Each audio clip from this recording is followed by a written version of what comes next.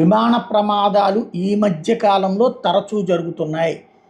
విపరీతమైనటువంటి విమాన వినియోగంలో వస్తున్నటువంటి లోపాలు, అది విమాన తయారీలో లోపాలు అవుతున్నాయా, లేకపోతే పైలట్లో లోపాలు అవుతున్నాయా అంటే, పైలట్లనైతే పెద్ద పెద్ద సంస్థలు మంచి ఎక్స్పీరియన్స్డ్ వాళ్ళనే తీసుకుంటాయి. ఈవెన్ ఇప్పుడు అహ్మదాబాద్లో జరిగినటువంటి విమాన ప్రమాదంలో కూడా ఎక్స్పీరియన్స్డ్ పైలట్. కాబట్టి సంథింగ్ ఏదో ఉంది, అదేంటో తేల్చాలి. వాస్తవంగా భారతదేశంలో జరిగిన ప్రమాదాన్ని గురించి రెచ్చిపోయి కామెంట్లు పెడుతున్నటువంటి వాళ్ళు గుర్తుపెట్టుకోవాల్సింది, మొదటి అతిపెద్ద ఆర్థిక వ్యవస్థ అయినటువంటి భారత్లో ఇంకేముంది, అయిపోయింది అన్నట్టు ఇక్కడ.